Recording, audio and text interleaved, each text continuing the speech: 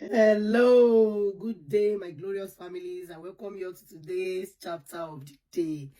So today's chapter, we'll be talking about the book of Job, of course. We started a series on Job, on the book of Job, and today makes it chapter 4. So we are reading chapter 4 of the book of Job today, and I hope you're ready for this. So remember in the previous chapter, Job broke silence, and after he had mourned silently for 7 days with his two friends who sat down with him and could not make a word. They couldn't speak a word to him because they saw how great his sorrow was. So right now, let's see what Job continued to say, and let's see if his friends were able to react. So Job chapter 4, the headline here says, first series of speeches. First series of speeches. Okay, so the friends are now talking in Job chapter 4. So the first friend's name is Eliphaz. So Eliphaz speaks. Then Eliphaz, the Temanite, replied, should anyone try to speak with you when you are exhausted? Yet, who can keep from speaking? Indeed, you have instructed many and have strengthened weak hands. Your words have steadied the one who was stumbling and braced the knees that were buckling. But now that this has happened to you, you have become exhausted. It strikes you and you are dismayed. Isn't your piety your confidence and the integrity of your life your hope? Consider who has perished when he was innocent. Did you hear that? Consider who has perished when he was innocent, which means he wasn't innocent. That was why evil befell him. This is very common among men. This is very common among us.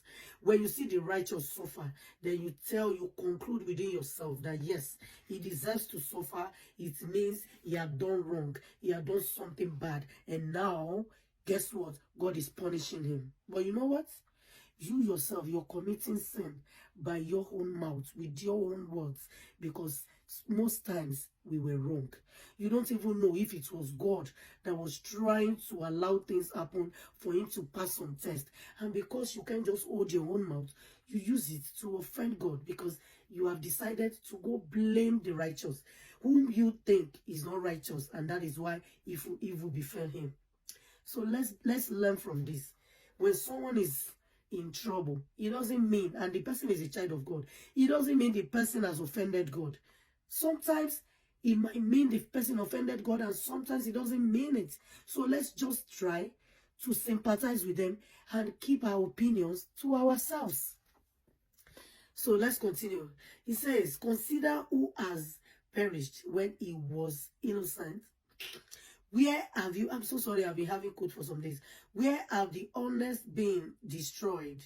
In my experience, those who plow injustice and those who sow trouble reap the same. Jesus Christ. Imagine a good friend whom you think is a good friend, who's supposed to come and say sweet words, soothing words to calm the one who is in great sorrow. A friend who is in great sorrow. This is what the friend is saying. That yes,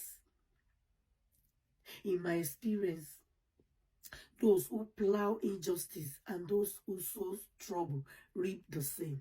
Hey, they perish at a single blast from God, Jesus Christ, and come to an end by the breath of his nostrils. The lion may roar and the fierce lion growl, but the teeth of the young lions are broken. The strong lion dies if it catches no prey, and the corpse of the lioness are scattered. A word was brought to me in secret. My ears caught a whisper of it among unsettling thoughts from visions in the night. When deep sleep comes over men, fear and trembling came over me and made all my bones shake. I felt a draft on my face, and The hair on my body stood up. A figure stood there, but I could not recognize its appearance. A form loomed before my eyes. I heard a whispering voice. Can a mortal be righteous before God? Can a man be more pure than his maker? If God puts no trust in his servant and he charges his angels with foolishness, how much more those who dwell in clay houses, whose foundation is in the dust, who are crushed like a moth? They are smashed to pieces from dawn to dusk. They perish forever. Why no one notices? Are their tents cords not pulled up? They die without wisdom. Okay, so um in this chapter 4, let me first of all quickly say something about let me see if there's any let me talk about the commentary here. It said we should allow people who are in deep pain to ask why questions without being too quick to offer answers. Don't offer answers to them. Like, don't. Okay, so, well, here Eliphaz was just trying to say that you're not righteous, you're not over righteous, which I understand. But all these things he's saying, do you really think this is what Job needs at this time? Like, all these things he's saying, like trying to tell him that, well, it might be because you had fallen, it might be because you've done something wrong, that is why things are happening to you. You know, all these things are just too much to me. Too much. It doesn't help. That is why I said, if we don't have enough to say, let's be quiet. I would rather stay mute all through. I would rather breathe down. Because I don't know what to say to such person. I would rather keep taking my breath. I would rather pray for the person. I would rather say, all I can say is that God takes away your pain. That is all I can say, because I don't know what I would have said.